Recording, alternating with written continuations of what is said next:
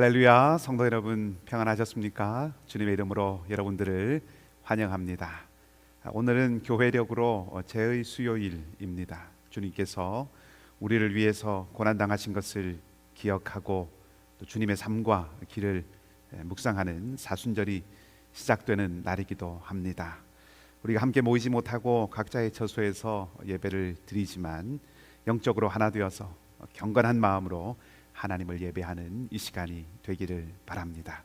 우리 다 함께 찬송가 273장을 부르겠습니다.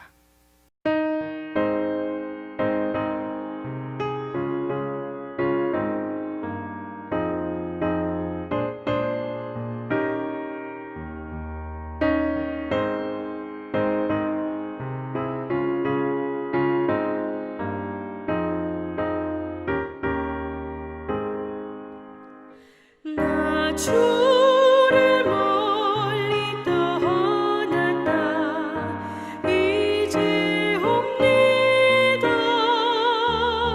나 죄의 길에 시달려 주여 옵니다. 나 이제 왔으니 내 집을 찾아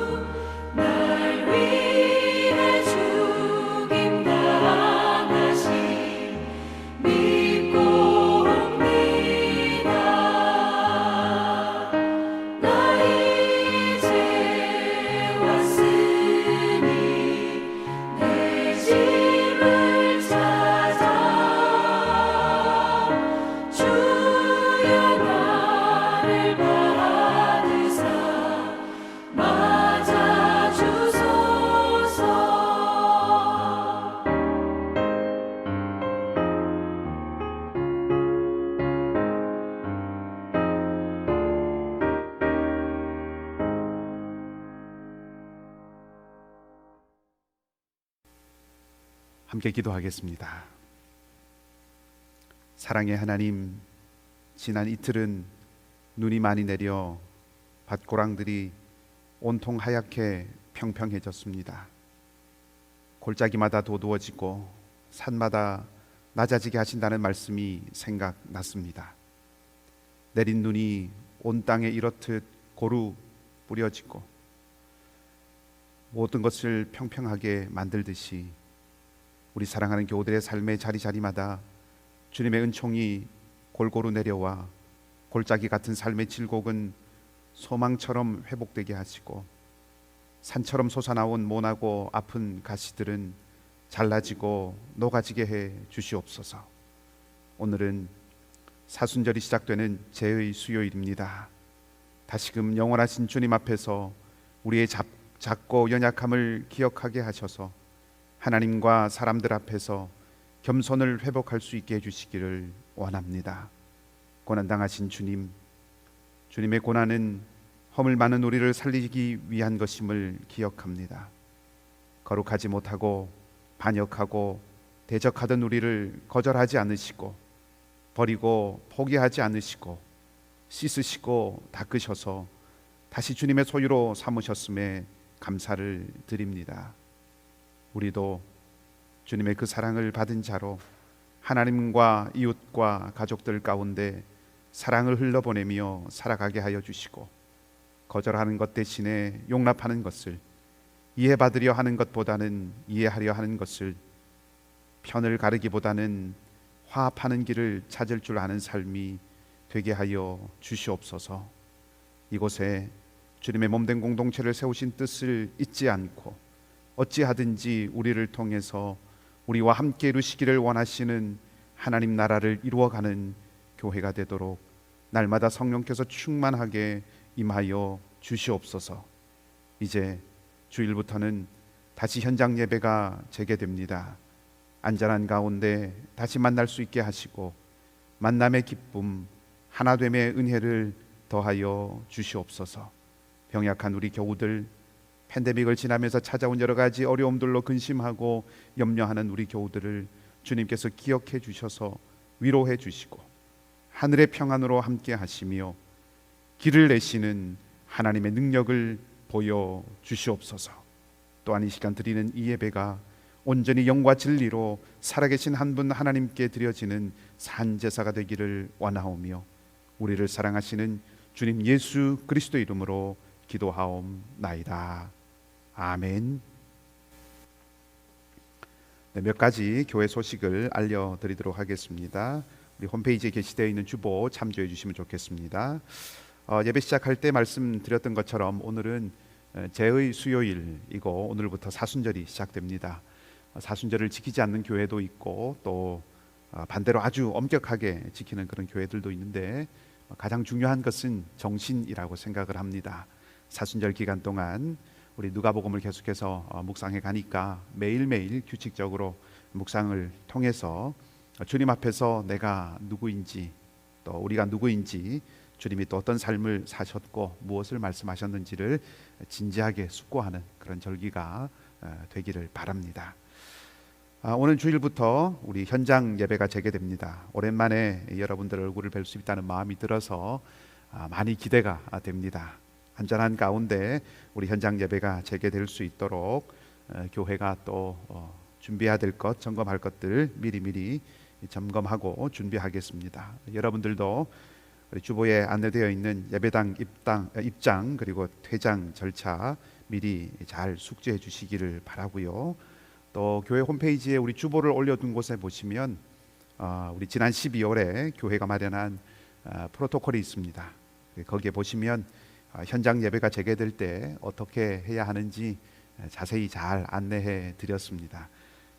꼭 한 번씩 읽어보시면 좋겠습니다. 그리고 원활한 우리 현장 예배를 위해서 구역별로 몇 부 예배에 참석하실 수 있으신지를 우리 주중에 우리 구역장님들 통해서 알려드리도록 하겠습니다. 참고하시기 바라고요.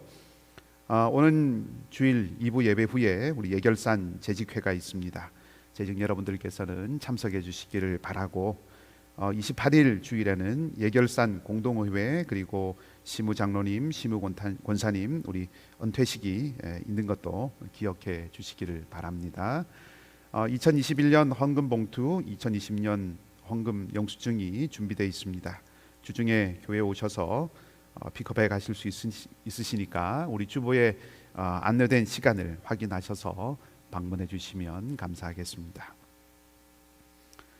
소그룹 리더 세미나가 26일 금요일 저녁에 있습니다. 우리 구역장님들 대상으로 계획되어 있는 것입니다. 우리 구역장님들께서는 잊지 마시고 참석해 주시기를 부탁을 드립니다. 지난 주일에 우리 상록회 어르신들과 교우 몇 분들을 찾아뵙고 또 찍었던 그 사진을 동영상으로 만들어서 보여드렸는데 편집상에 조금 실수가 있어서 몇 분이 빠졌습니다. 송구합니다. 그래서 예배 후에 우리 다시 영상을 만들어서 교회 홈페이지에 올려두었습니다. 영상이지만 우리 그동안 뵙지 못하던 분들, 반가운 얼굴들 한 분 한 분씩 좀 살펴보시면서 또 특별히 건강하시도록 위에서 기도해 주시면 감사하겠습니다.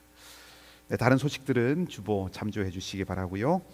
오늘 이 밤에 우리에게 주신 하나님의 말씀은 구약 성경입니다. 요엘서 2장 12절에서 17절까지 말씀입니다. 오늘의 창세기 말씀 잠시 쉬고요. 제 수요일이기 때문에 제 수요일에 맞는 말씀을 같이 보도록 하겠습니다. 요엘서 2장 12절에서 17절까지 말씀입니다. 제가 말씀을 읽겠습니다.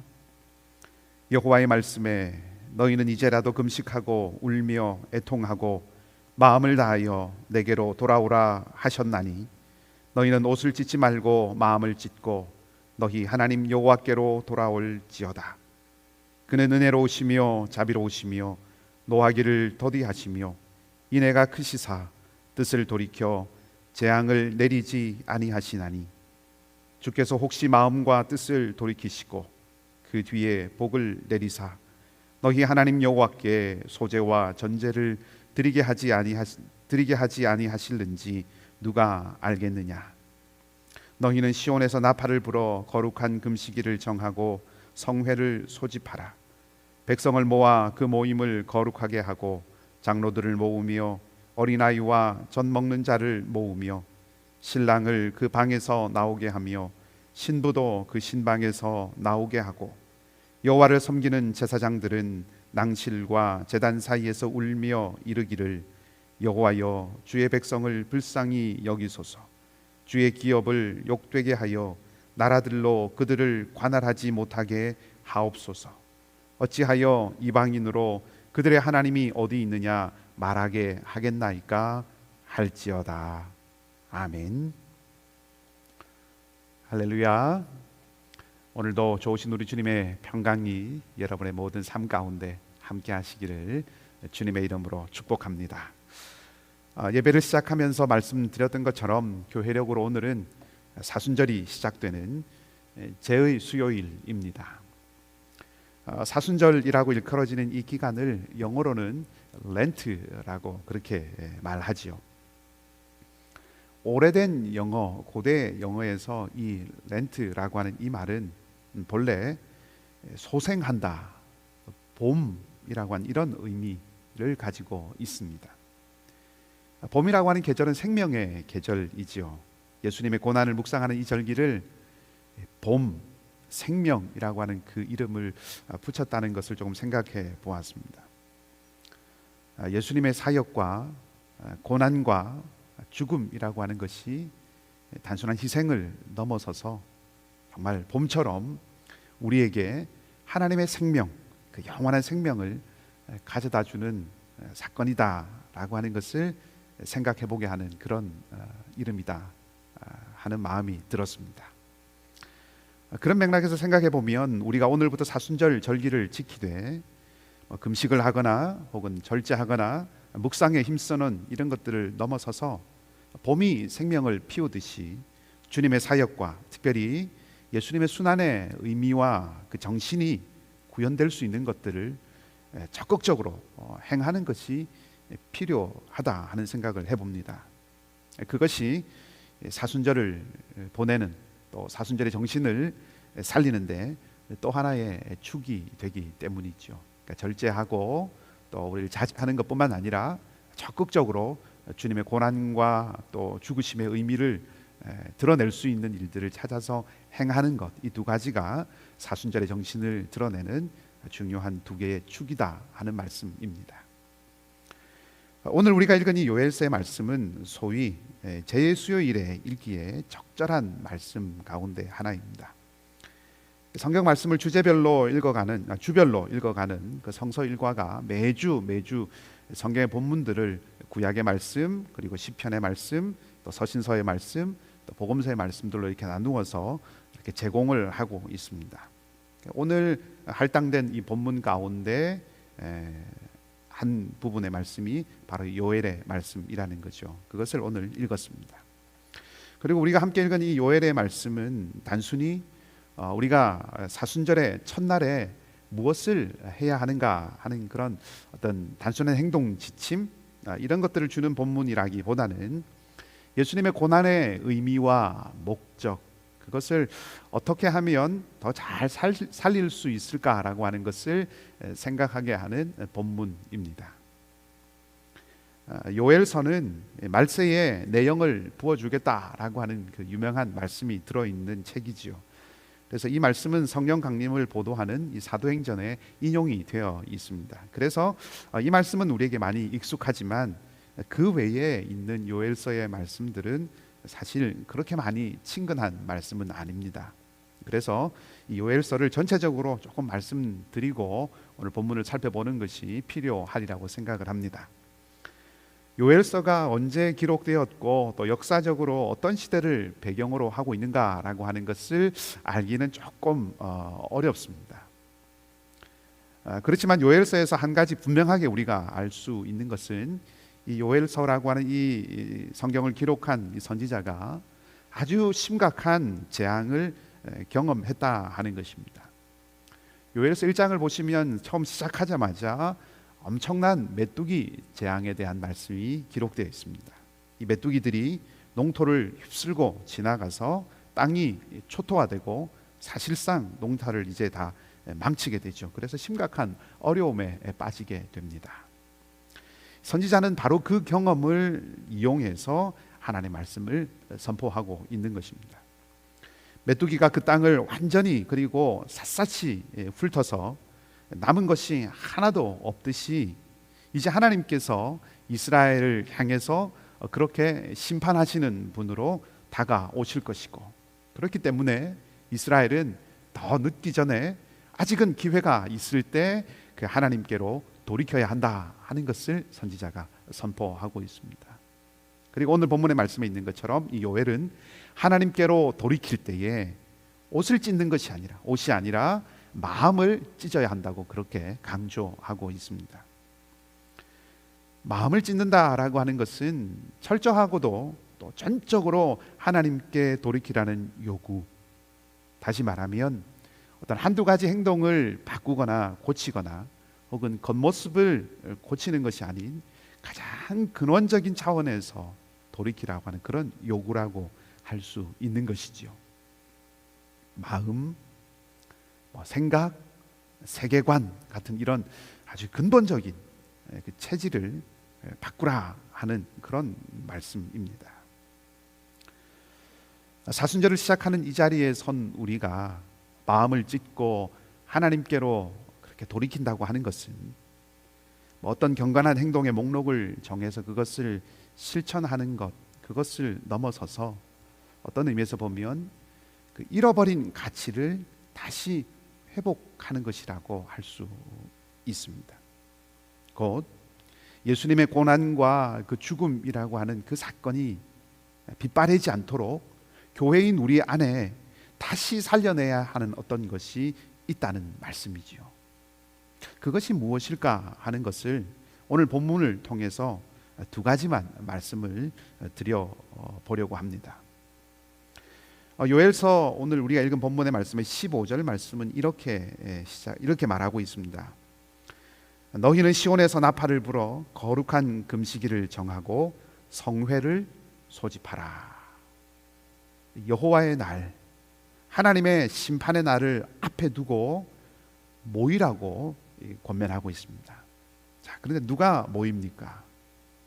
성회를 소집하라 하는 25절 이하에 있는 16절 17절 말씀을 보면 모여야 하는 사람들의 목록이 나옵니다.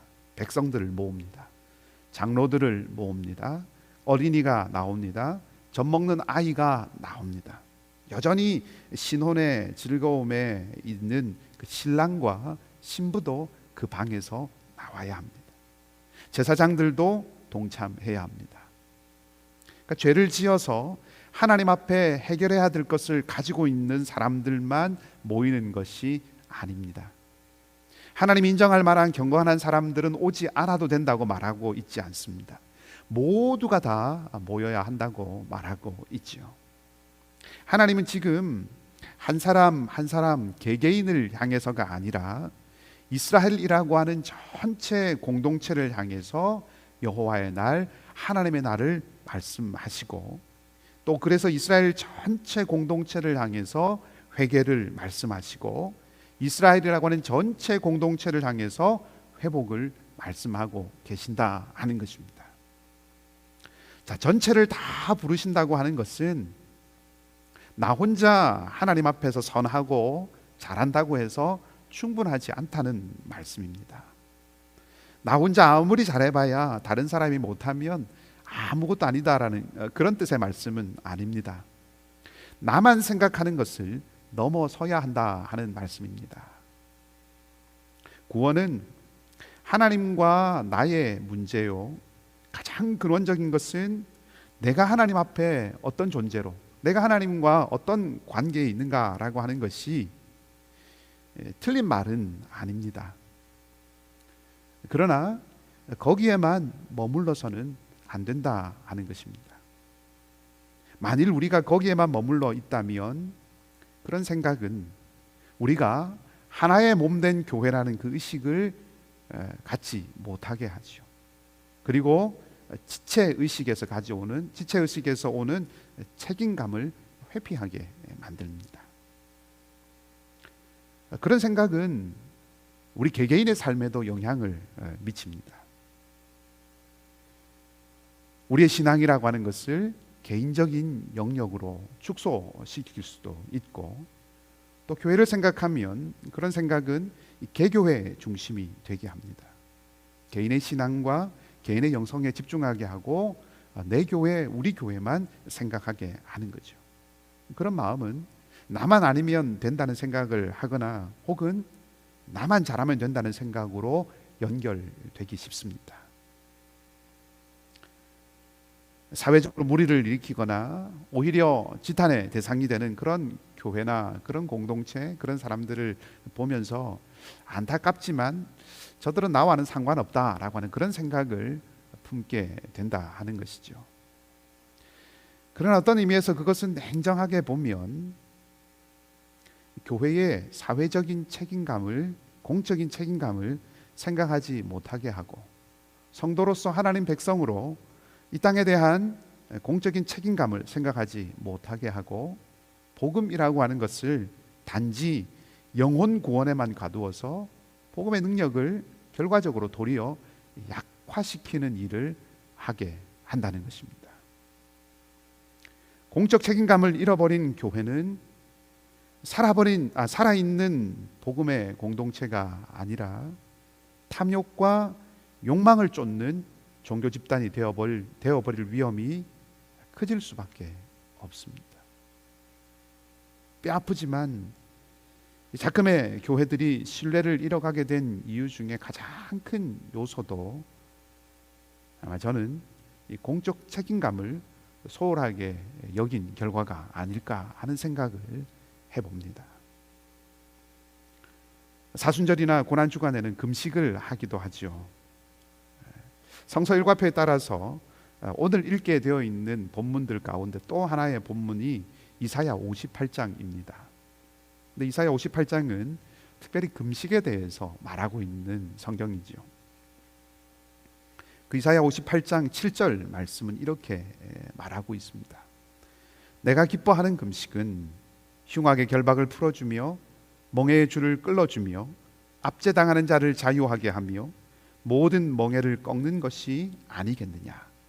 또 줄인 자에게 내 양식을 나누어 주며 유리하는 빈민을 집에 들이며 헐벗은 자를 보면 입히며 또 내 고륙을 피하여 스스로 숨지 아니하는 것이 아니겠느냐. 금식에 대한 말씀이지만 음식을 먹지 않는 것에 대한 이야기는 없습니다. 곡기를 끊는 그 괴로움에 대한 이야기는 찾아볼 수 없습니다. 하나님께서 기뻐하시는 금식에 대해서 말씀하시면서 하나님은 책임에 대한 말씀을 하고 계신다는 것입니다. 경건은 하나님과 나의 문제라고 하는 그 차원을 넘어서는 것이다 라고 하는 것을 분명하게 말씀해 주고 계시죠. 이사야는 만일 금식하기로 정하고 먹지 않는다면,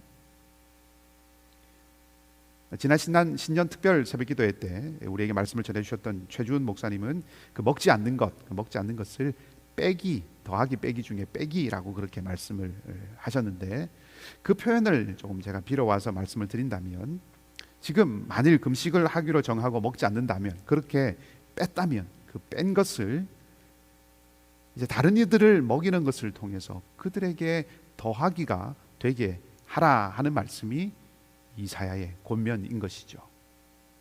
그것이 참된 금식, 참된 경건의 모습이라는 것입니다. 제가 드리고 싶은 말씀은 이것입니다. 어떻게 나의 빼기, 나의 절제, 내가 가지고 있는 것에서 덜어낸 그 부분이 다른 사람에게 보탬이 될 수 있는가, 더하기가 될 수 있는가라고 하는 것입니다. 어떻게 나의 빼기가 다른 일을 위한 더하기가 될 수 있는가? 공동체 의식을 통해서 가능한 것이죠. 사랑이 바탕이 된 책임 의식입니다. 그것이 있으면 눌린 자들을 풀어주고 도움이 필요한 친척이나 가족들을 피하지 않을 수 있다는 거죠. 그들에게 얼굴을 숨기지 않을 수 있다는 것입니다. 이것은 교회 안이나 교회 밖이나 세상을 향해서나 다 마찬가지입니다. 그래서 이번 사순절은 먼저 우리 안에 이 하나됨이 더욱 회복되기를 바랍니다. 우리 안에 사랑의 책임감이 더 회복되기를 바랍니다. 주님 안에 우리는 하나다. 죽음의 위기도 함께 겪어야 하고 승리의 영광도 함께 누린다. 이런 마음, 우리 안에 사랑의 섬김이 더욱 회복되고 진심 어린 그런 충고와 마음을 다한 격려가 서로와 서로 가운데 일어나게 되고 서로의 부족함을 용납하고 또 능력들을 인정해주는 그런 모습을 회복해가는 그런 사순절 절기가 되기를 바랍니다. 그렇게 우리가 서로가 서로에게 손을 내밀면 하나님의 은혜가, 하나님의 더 풍성한 은혜가 우리 가운데 넘치게 된다 하는 것이죠. 그리고 그것은 반드시 교회 안에서뿐만 아니라 교회 밖으로 확장되어야 합니다. 마가는 예수님의 말씀과 삶을 이렇게 전하고 있습니다. 마가복음 1장 38절과 39절 말씀에 이렇게 기록하고 있습니다. 이르시되 우리가 다른 가까운 마을들로 가자. 거기서도 전도하리니 내가 이를 위하여 왔노라 하시고 이에 온 갈릴리에 다니시며 그들의 여러 회당에서 전도하시고 또 귀신들을 내쫓으시더라. 아멘. 예수님은 하나님의 나라가 왔음을 선포하시고 하나님 나라가 왔음을 보여주셨습니다. 예수님은 이 땅은 두려움을 주고 힘으로 억압하고 다른 이의 것을 빼앗는 그런 귀신과 악한 영이 다스리는 곳이 아니라 얽매인 것을 풀어주시는 것을 통해서, 사로잡혀 있는 데서 자유를 주시는 것을 통해서 하나님께서 통치하시는 곳이다 라고 하는 것을 보여주셨다는 것이죠. 우리가 진정 하나님 나라가 왔다라고 하는 것을 믿는다면 우리를 통해서 섬김과 용납과 격려와 이해와 용서와 포용이 흘러가게 해야 한다는 것입니다. 우리를 통해서 그것이 연인이든 가족이든 친구이든 직장의 동료이든 누구이든 간에 우리를 통해서 자유와 기쁨과 사랑과 용납을 누릴 수 있게 해 주어야 한다 하는 것입니다. 그것이 하나님이 다스리신다라고 하는 것을 보여주는 길입니다. 이 사순절은 말씀드렸던 것처럼 절제하고 고요하게 보내는 절기이기도 하지만 오히려 더 적극적으로 선을 행하고 사랑을 베풀고 용서와 화해를 실천하는 그런 절기가 되게 해야 합니다. 우리는 올해 시냇가에 심은 나무같이라고 하는 표어를 정했습니다. 시냇가에 있어서 가뭄에도 마르지 않는 그 풍성함을 우리만 맛보자는 표어가 아니지요. 세상 끝의 모습, 이 세상의 마지막 모습을 알려주는 요한계시록 마지막 부분을 보면 거기 또 시냇가에 있는 나무가 나옵니다. 요한계시록 22장 2절 말씀은 이렇게 기록을 하고 있습니다. 강 좌우에 생명나무가 있어 12가지 열매를 맺되 달마다 그 열매를 맺고 그 나무 잎사귀들은 만국을 치료하기 위하여 있더라. 아멘. 나무가 시냇가에 심겨진 이유가 무엇이라고 말하고 있습니까? 만국을, 온 세상을 고치기 위해서라고 말하고 있습니다. 교회인 우리가 시냇가에 심겨진 나무라면 나만 마르지 않을 뿐만 아니라, 내가 마르지 않을 뿐만 아니라 이웃과 세상을 치유하고 고치고 복음으로 살리기 위해서, 그들도 마르지 않도록 하기 위해서 심겨져 있다 하는 것이죠. 물에 빠진 사람 건져 올리는 그런 심정, 귀한 마음입니다. 그 심정뿐만 아니라 이 땅에 홍수가 나지 않도록, 그래서 물에 빠지는 사람이 없도록 물길을 돌리는 그런 의지로 나아가야 세상을 치유하고 살리는 시냇가에 심은 나무 같은 교회, 시냇가에 심은 나무 같은 우리가 될 수 있을 것입니다. 교회는, 또 교회된 우리는 세상을 회복시키기 위해서 부름받은 공동체, 하나님 나라를 위한 공적 책임감을 가진 공동체라고 하는 것을 우리 모두가 기억하고 그런 교회의 모습을 회복해가는 이 사순절 절기가 되기를 바랍니다. 두 번째 생각해 볼 것입니다. 이것입니다. 하나님 앞에서 우리가 겸손을 회복해야 합니다. 17절 말씀은 이렇게 기록하고 있습니다. 17절 말씀의 일부만 제가 읽어 드리도록 하겠습니다. 여호와를 섬기는 제사장들은 낭실과 제단 사이에서 울며 이르기를 여호와여 주의 백성을 불쌍히 여기소서, 주의 기업을 욕되게 하여 나라들로 그들을 관할하지 못하게 하옵소서. 아멘. 이스라엘, 하나님의 백성이 살 수 있는 길, 조금 더 정확하게 표현하자면 이스라엘이 하나님의 백성으로 살 수 있는 길은 오직 하나님께서 불쌍히 여겨주시는 것을 통해서만 가능하다고 하는 고백을 지금 하고 있습니다. 하나님이 불쌍히 여겨주셔서, 하나님께서 힘을 주시지 않으시면, 하나님께서 불쌍히 여겨주셔서 보호하지 않으시면 이방 나라들이 와서 이스라엘을 차지하게 되고, 그렇게 되면 이스라엘은 하나님 백성으로 살아갈 수 없다 하는 그런 고백이 담겨 있는 말이죠. 비단 이스라엘뿐만 아닙니다. 조금 다른 측면에서 생각해 본다면 오늘 우리가 이 땅에서 하나님의 백성으로 하나님 백성답게 살아가는 것도 실상은 전적으로 하나님께서 불쌍히 여겨주시고 또 지켜주시고 인도해 주시고 힘을 주시지 않고서는 불가능한 일입니다. 하나님께서 불쌍히 여겨주시는 것을 은혜를 베푸시는 것이라고 이렇게 표현을 바꿔서 한번 생각해 보십시다. 우리의 능력으로, 우리의 의지로 주님의 길을 온전히 따를 수 없습니다. 전적으로 우리 안에 하나님께서 주시는 은혜가 있어야 우리는 하나님 백성다움을 지킬 수 있다 하는 것입니다. 오리를 가자고 하면 십리를 가고 오른밤을 때리면 왼쪽도 돌려대는 그런 삶은 우리의 인격적인 수양이나 우리의 의지만으로 온전하게 이루기 어려운 그런 삶의 모습인 것이죠. 오직 주님의 은혜가 있어야만 가능한 삶입니다. 아니, 이런 일만 아니죠. 어려운 밤을 맞으면 왼쪽을 돌려대는 이런 삶만이 아닙니다. 우리가 살아가는 삶의 모든 것에, 우리가 삶에 살아가는 모든 순간순간에 하나님의 은혜가 있어야 합니다. 하나님의 은혜가 우리를 살게 하고 넘어진 데서 일어나게 하고 일어난 그 자리에서 다시 걸어갈 수 있게 하는 것이죠.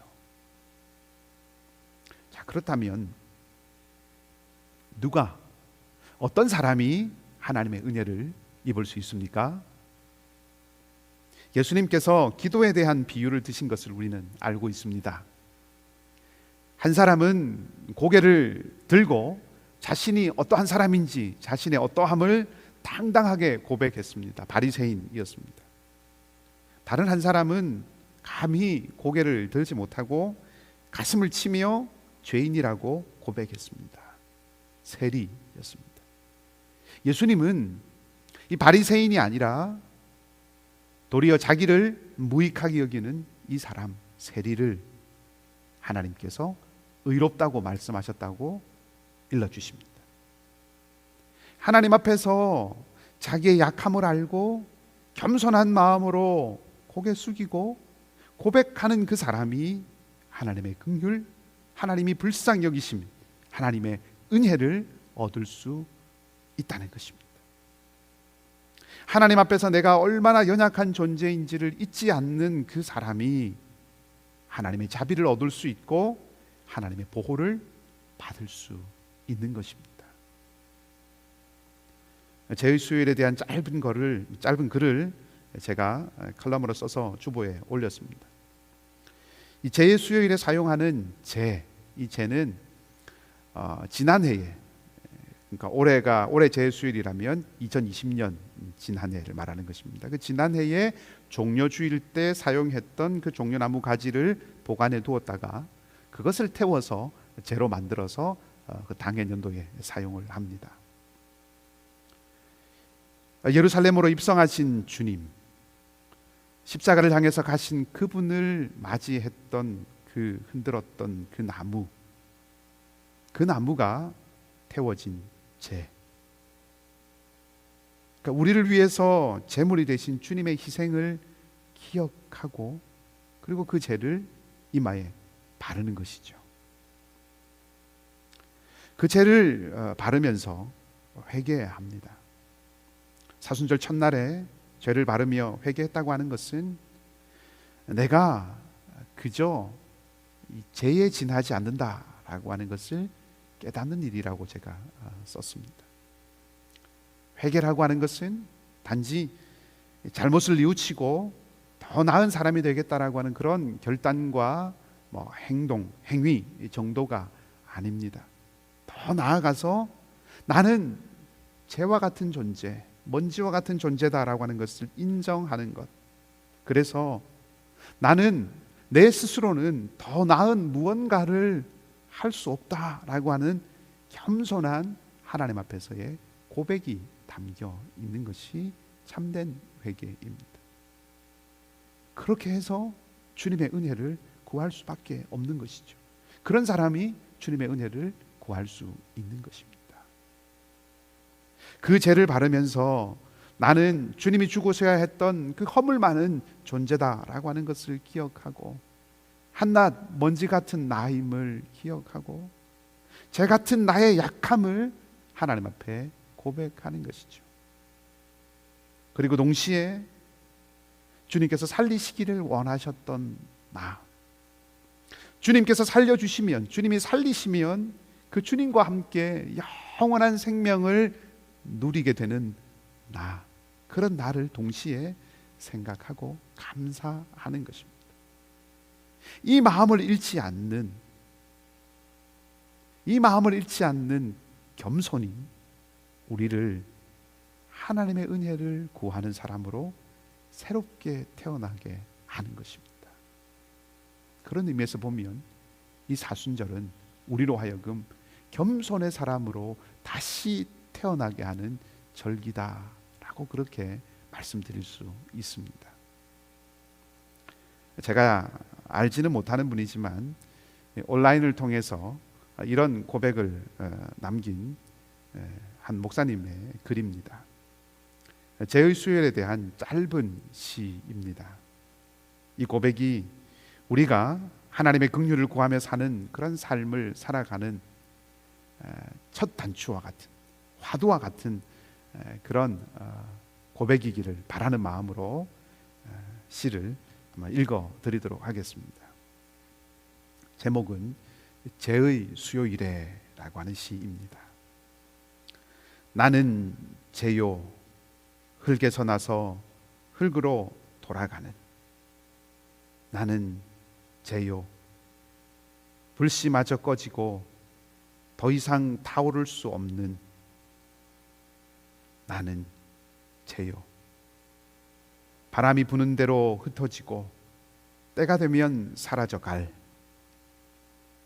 그러나 나는 당신 말씀에 불이 붙고 당신 숨결에 아담이 되고 당신의 영과 함께 영원히 춤추기도 하는, 나는 죄요. 나는 골짜기에 버려진 오래된 마른 뼈에 지나지 않는다라고 하는 것을 시인할 줄 아는 사람만이 하나님을 우러러 볼 수 있습니다. 은혜와 능력은 오직 하나님으로부터만 오는 것이죠. 그리고 하나님은 그 잿더미에, 마른 뼈에 다시 생기를 불어넣어서 살게 하시는 분이십니다. 우리에게도 동일하다고 저는 믿습니다. 겸손히 모든 일에 하나님의 은혜를 구하면, 나는 마른 뼈와 같고 나는 죄와 같은 존재라고 하는 그런 마음으로 겸손하게 모든 곳에 하나님의 은혜가 임하기를 구하면, 죄와 같은 나이지만, 마른 뼈와 같은 나이지만 하나님은 말씀으로 사그러던 내가 불이 되게 하시고, 하나님의 숨결에 우리는 잃어버린 그 생명, 잃었던 생명을 얻게 되고 하나님의 영과 영원히 춤추는 기쁨의 삶을 살아가게 하실 것입니다.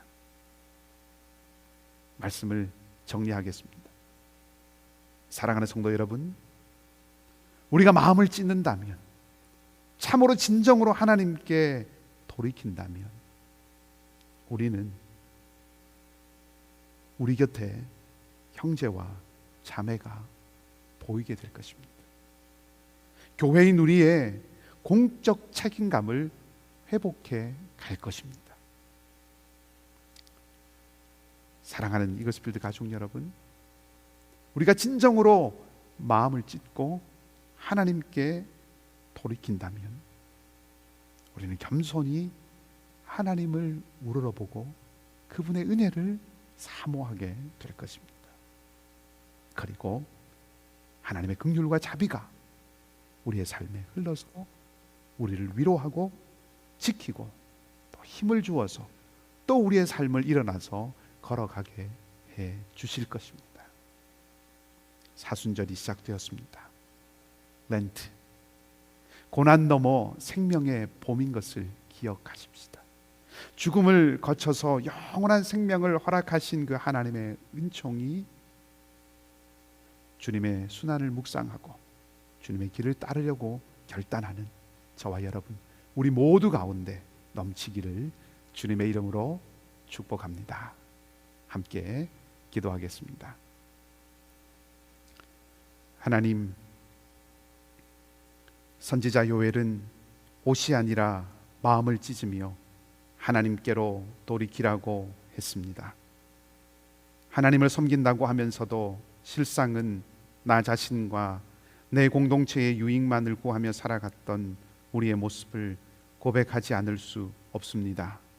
하나님, 우리의 연약함을 용서해 주시고 하나님 앞에서 마음을 찢는 회개, 참된 돌이킴은 온 세상의 주인이신 하나님의 백성답게 온 땅을 향한 영적 책임의식을 가지고 살아가야 한다는 것을 기억하고 살아가는 저희들의 삶이 되게 해 주시옵소서. 또한 우리의 삶의 모든 일들에 대하여 주님의 은혜를 구할 줄 아는 겸손함을 회복하며 살아가기를 원합니다. 주님께서 우리에게 힘 주시고 능력으로 함께하여 주시옵소서. 남은 한 주간의 삶도 주님께서 지켜주시고 상록회 어르신들과 연약한 교우들, 학업 중인 자녀들과 미래를 준비하는 이들, 또 선교사님들과 그 사역 가운데 동일한 주의 은총을 베풀어 주시기를 바라며 좋으신 주님 예수 그리스도의 이름으로 기도하옵나이다. 아멘. 우리 마지막 311장 찬송 함께 같이 부르겠습니다.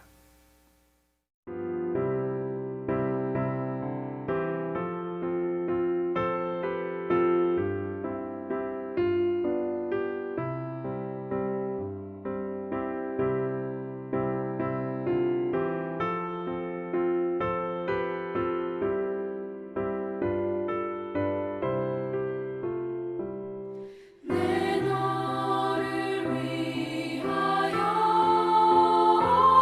몸버려 피 흘려 내 죄를 속하여 살기를 주었다.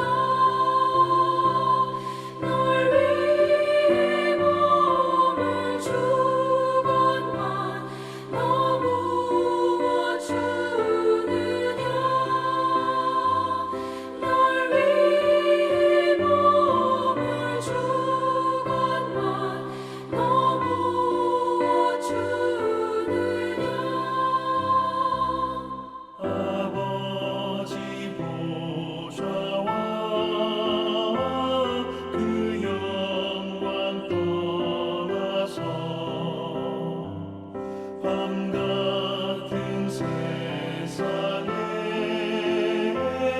만 백성 구하려 내 몸을 희생했건만 너 무엇하느냐.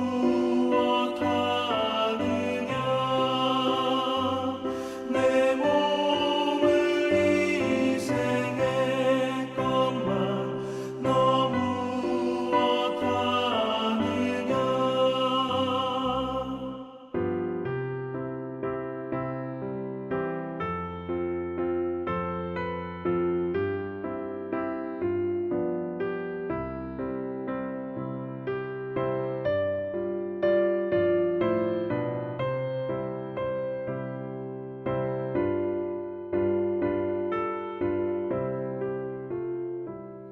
죄 중에 빠져서 영 죽을 인생을 구하여 주려고 나 피를 흘렸다. 내 죄를 계속했건만 너 무엇하느냐. 내 죄를 계속했건만 너 무엇하느냐. 한없는 용서와 참 사랑 가지고 세상에 내려와 값없이 주었다. 이것이 귀중한 것만 너 무엇 주느냐. 이것이 귀중한 것만 너 무엇 주느냐.